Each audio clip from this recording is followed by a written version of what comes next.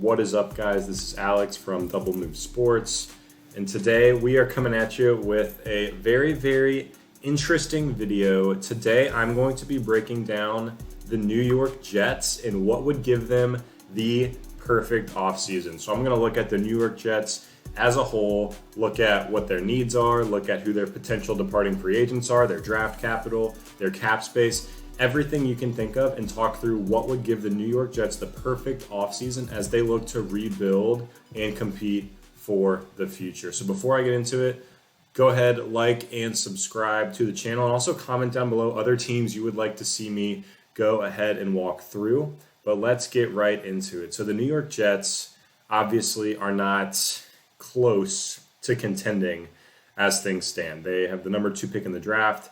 Only 2 wins this season, very disappointing. And the most glaring need for the Jets is a new head coach. Now, by the time you're watching this, the Jets may have already signed a head coach. I know they're talking to Eric Bieniemy, who's the Kansas City Chiefs offensive coordinator.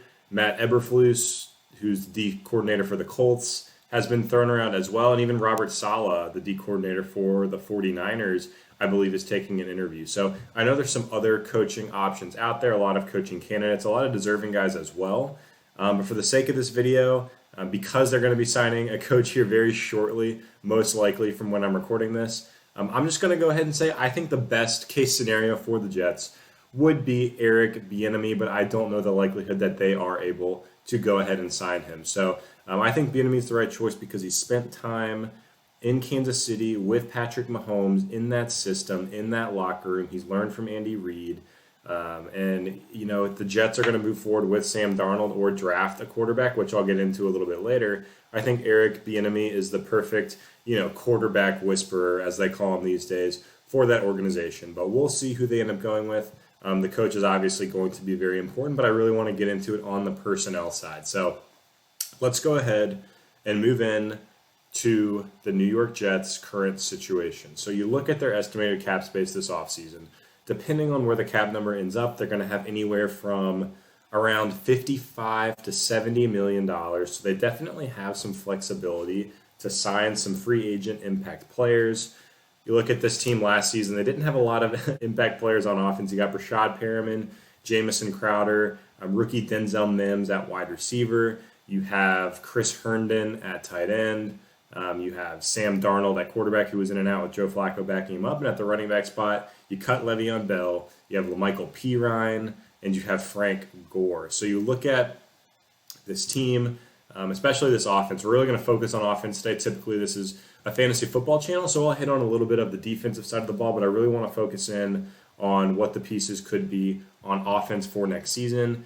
And of the guys they have, here are the pending free agents. You got Rashad Perriman, Joe Flacco, Frank Gore, and even Josh Adams, who is a depth running back. So not a ton of impact players there. On the defensive side of the ball, Brian Poole at cornerback, Bradley McDougald at strong safety, and Patrick Onwuasor at inside linebacker, formerly of the Ravens, was on the Jets last season. I always botch his name. So those are the pending free agents. No, huge high-ticket names heading into free agency. So I think, the Jets are fine to let all these guys go. They brought Rashad Perriman in on that 1-year deal, kind of a prove-it deal, and he didn't show me enough. So I think they do let Perriman walk, try to sign another wide receiver or draft one later on, which I'll get into. And if anything, maybe you bring back Joe Flacco. He proved he can be a solid backup quarterback, came in, played just fine. Whether it's Darnold or whether it's a rookie that they draft, I think Flacco could be good to kind of mentor and have some veteran leadership for their younger quarterback. So for the sake of this, we'll say of their pending free agents, they let everyone go, but they bring back Joe Flacco to be their backup quarterback. So that's big move number 1. Next, I think it's important to say that this Jets team will be gaining C.J. Mosley next season. Star inside linebacker, middle linebacker C.J. Mosley had actually opted out due to COVID this last season. Mosley should be back next year. That's a huge centerpiece of that defense that really was okay against the run this year, just really struggled against the pass. So bringing C.J. Mosley back into the fold should be huge for this New York Jets defense in 2021. So there's already a huge pickup as part of this rebuild. Next, when you kind of look at the order of the offseason, is going to come free agency. And I look at this Jets team, They have needs all over the board. But a few glaring needs come to the top. It's obviously the quarterback spot. There's a lot of debate around Darnold or drafting a rookie. We'll get into that here. And then there's the running back position. I mean, they have Michael Pirine there. I think Frank Gore needs to be gone. And then you just don't have a lot of talent. Like LaMichael Pirine's not going to be a guy who really moves the needle for you in a league where you can find replacement running backs wherever you look. So I think running back depth and a complement even to Pirine is going to be a key for the Jets. The receiver spot isn't inspiring either, especially if they do let Rashad Perriman go. You got Denzel Mims, Jamison Crowder, but you could still really use another alpha wide receiver in that room as we see what they have in Denzel Mims. They need offensive line, and on the defensive side of the ball, you need pass rush and you need defensive backs. I mean, last season, their top sack guy was Quinnen Williams at defensive tackle with 7. So big need for a pass rusher in their 3-4 defense. We'll look to the outside linebacker position for one of those. So you look at the free agent targets. At the running back position, you got Wayne Gallman, who's going to be a free agent, Jamal Williams, Gus Edwards, all 26 years old. Those are the kind of guys I'm thinking of here. I don't think the Jets need to go out and sign an Aaron Jones, a Chris Carson. They're not in a win-now position, so they don't need some, aging running back on a big deal. They need a depth piece that can come in and impact this team if they're going to sign a running back. So Gallman is interesting, kind of like taking that Frank Gore role, north and south, goal line back. Gus Edwards is interesting there as well as a restricted free agent, but for the sake of this, we're going to say they do not sign a running back in free agency. At the wide receiver spot, a lot of interesting names are free agents. Kenny Golladay, Chris Godwin, Allen Robinson, Corey Davis, Curtis Samuel could all hit the open market. I think that the Jets should sign a free agent wide receiver. Now, this is a debatable topic. You could say, oh, they need to go draft a wide receiver, and maybe they do, but this is just such a deep free agent class at the wide receiver position. There's guys that are still young, guys that are still emerging, to where if you are doing a 2 to 3 year rebuild plan, these guys, Chris Godwin at 25 years old, Corey Davis at 26 years old, even a Curtis Samuel who had a breakout year at 25 years old, are going to be emerging into the peak of their career as you are ideally escalating as a team with a young quarterback. So I think the name that's really interesting for the New York Jets, if he hits the open market, is actually Corey Davis. I do expect the Titans to try to bring him back. But again, this is the ideal perfect offseason for the New York Jets. So we're going to say they are able to sign Corey Davis on a free agent deal, bring him in to be that wide receiver one.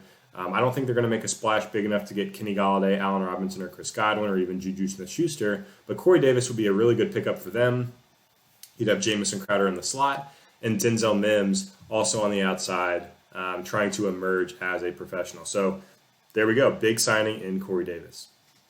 Next, you got to look at the offensive line. Brandon Scherff and Joe Thuney both could be available at the guard position.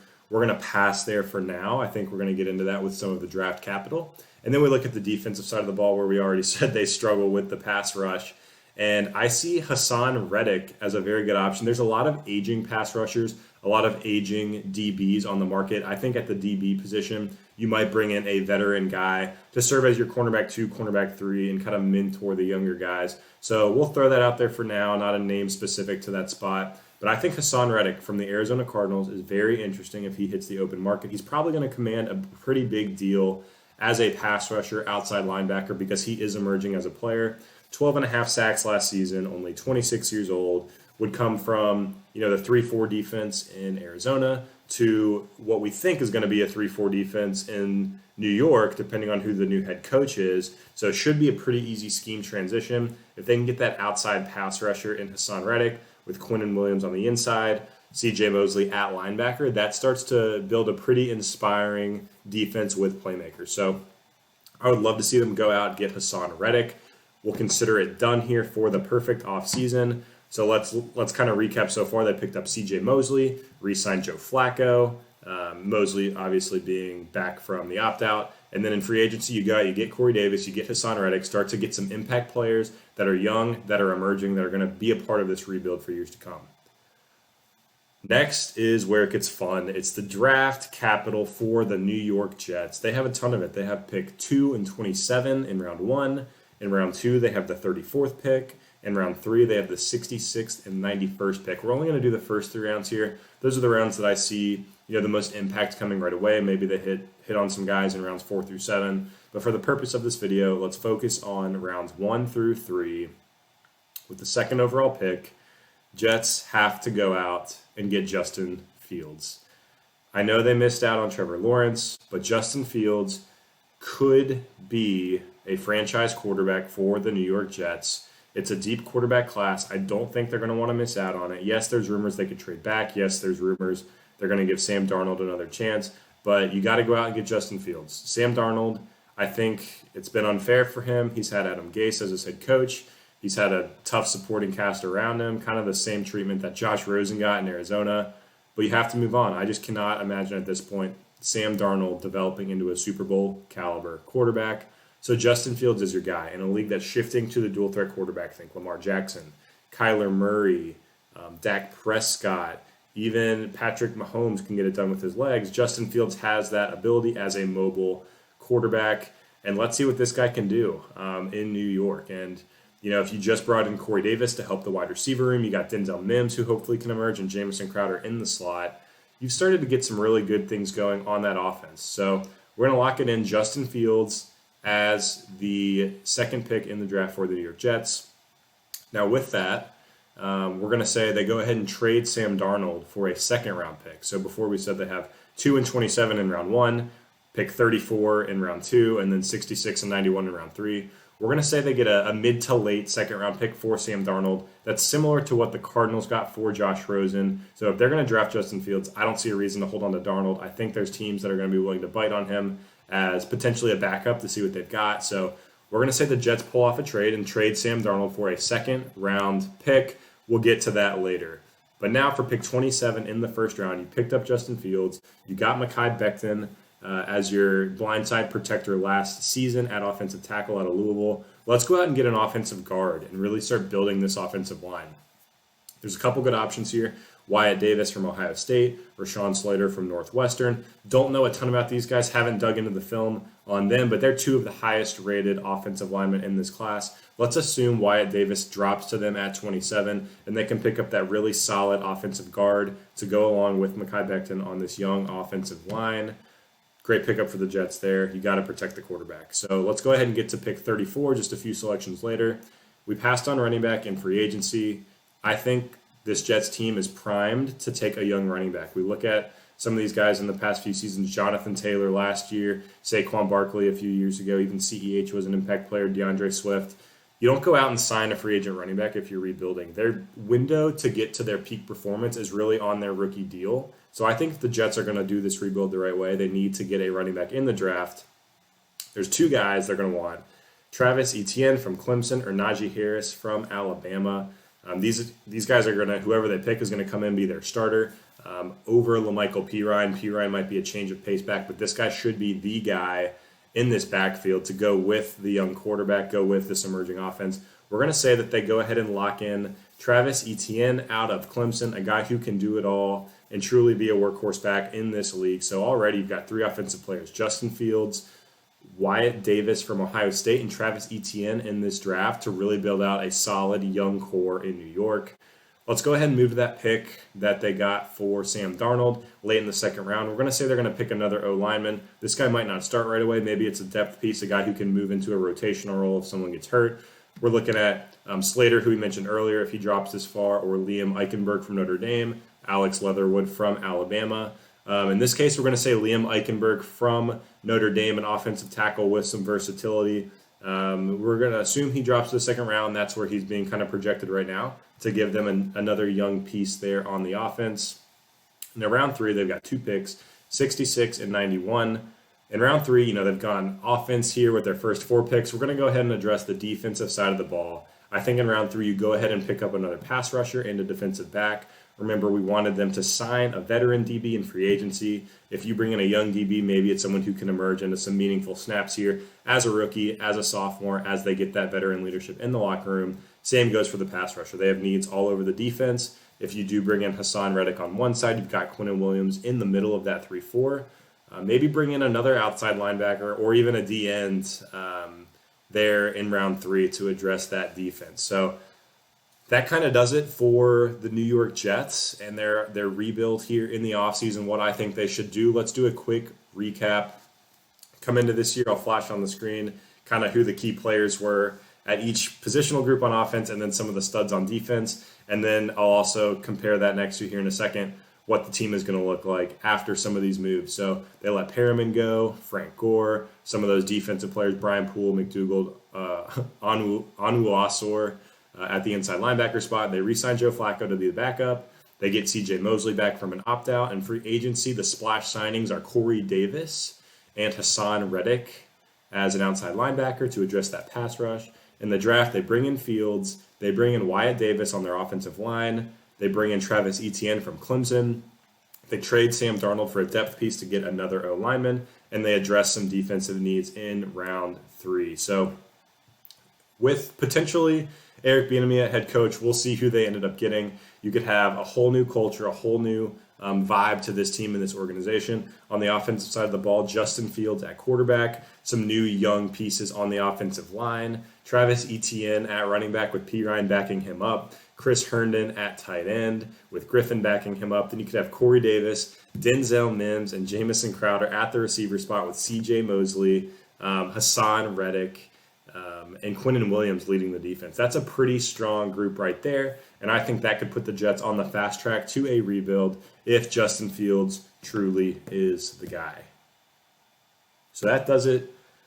Thank you for watching this video. If you would like to see another team broken down, just put it in the comments. There's no specific rhyme or reason why I chose the Jets, just was the first one that came to mind with all the draft capital and how fun I knew it would be to break this situation down. So let me know who you want to see me break down next. Happy to get to it. If you disagree with some of these takes, some of these picks, let me know. Let me know what you think the Jets should do in the draft, in free agency. A lot of big names, both in the draft and free agency this year. So this could really go any which way. But again, thank you for watching. Hit that subscribe button if you have not already. Hit the like button, and we'll see you next time. Peace.